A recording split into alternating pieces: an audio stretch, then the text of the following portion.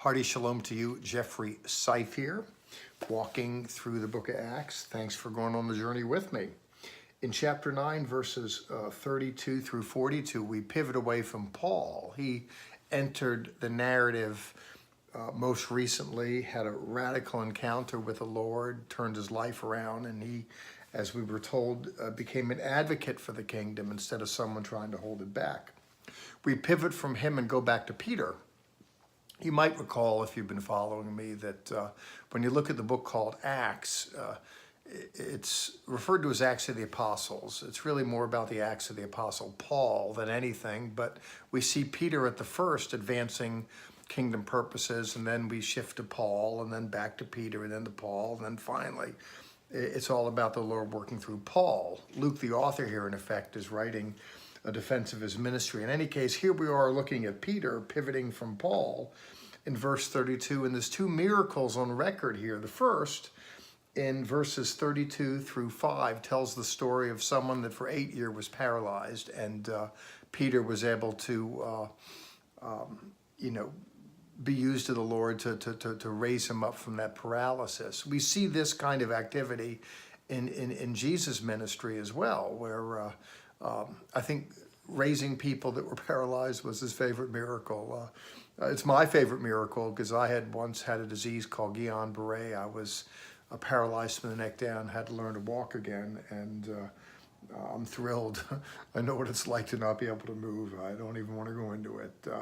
In 36 through the end, there's another story here of a miracle that I want to look on, because herein the author seems to articulate how it just seems so unfair that this would happen to this woman in Jaffa, we're told. And we're down toward the coast now by Tel Aviv.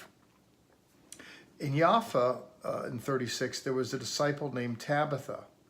She was full of mitzvahot and tzedakah. She was a really pious woman doing good works, following the commandments, and really righteous and pious. In other words, she was, how can I put it, a super pious woman, and it seems all the more unfair that bad things would happen to her. We're told in 37, in those days she became ill and died. When they washed her for burial, they placed her in an upstairs room. Since the city was near Jaffa, the disciples, hearing that Peter was there, sent 2 men begging, "Please come to us without delay." It reminds me, by the way, of the Elijah stories in another part of the scripture, the Hebrew Bible. These were the more famous prophets. They weren't writing prophets. They didn't write books, but their works, as well as some of their words, are noted in the book Malachim and Kings. And, they dispatched to one of these miracle-working disciples in the Older Testament, and here as well in the New. It's worth noting parenthetically here that if you look at miracles and signs and wonders, there are men that are set aside to really break some new ground, and they are endowed with this kind of miracle ministry. And Yeshua, Jesus, told his disciples that they, similar to the Elijah and the Elijahs of the bygone era, will be endowed with the supernatural. We're told when the dispatches get to Peter's, in verse 39, Peter got up and went with them. He went, he took on the assignment. And when he arrived, they took him into the upstairs room, and all the widows were crying and showing the tunics and other clothing she had made while she was with them. They were really upset. And of course, weddings are very upsetting times. But Peter sent them all outside in verse 40, we're told. And he got down on his knees and prayed. Then turning to the body, he said, "Tabitha, get up." She opened her eyes, and when she saw Peter, she sat up. He gave her his hand and raised her up. Then he called the Kiddushim, the saints and widows, and presented her alive. It's a great story that reminds us that nothing's impossible with the Lord. When I'm called upon to go to hospitals or sick folk, and I am, people ask me, well, do you pray for them to rise from the dead or be healed? I leave it up to them. If If someone is deathly ill and they ask for prayer for healing, I'll pray for healing. If they want prayer to help them be ready to meet their Maker, I'm happy to attend to that as well.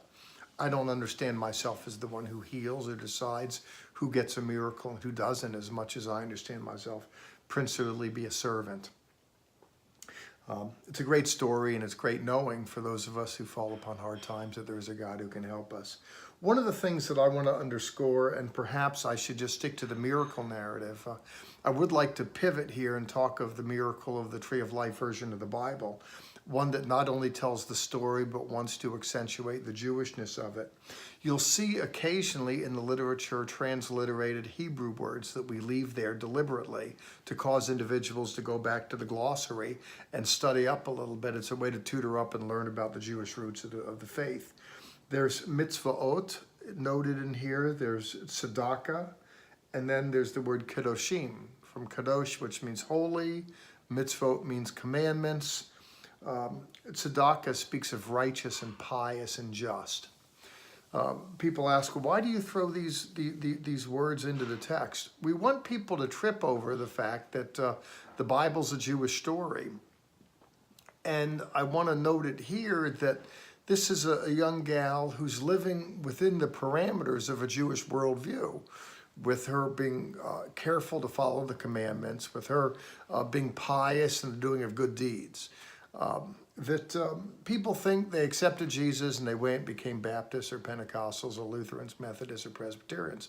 I'm not looking to disparage other religious traditions, but I do want to underscore this believing in Jesus is transacted in a world before there were Christian denominations to speak of. To be sure, these believers met privately amongst themselves to worship the Lord, to break bread, sing songs to the Lord and about the Lord. And they would gather on the first day of the week as well to honor him. But similarly, we're told in Acts and elsewhere that they lived within the Jewish cultural religious milieu. We see earlier in Acts the disciples frequent the temple. And here, if you look at the kind of practices that this girl embraced, Luke notes that she's living a Jewish life. The Tree of Life version of the Bible is for those that want to maintain a Jewish life, not just those. I like to put it that my ministry is to help Jewish people come to know Jesus and help Jesus people come to know the Jews. There are individuals of Jewish extract that have come to know the Lord that are, many have just kind of assimilated into the larger Christian culture. Some have opted to retain a Jewish identity still. And not only that, there are individuals of non-Jewish extract who find themselves particularly attracted to things Jewish and opt to participate in this Jewish lifestyle of living and learning and worshiping. I'm of that ilk myself, but I'll take it any way I can get it from anybody that wants to give it.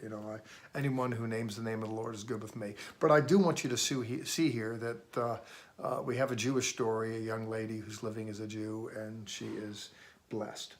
Well, in verse 42 and 3, we're told that one miracle is worth 1,000 sermons, and Gordon Lindsay, a Pentecostal of a bygone era, said as much, that a picture of God at work in the world of transforming circumstance does so much, and word spreads. Speaking of spreading the word, help spread the word, if you will, please, of the miracle of the Tree of Life version of the Bible.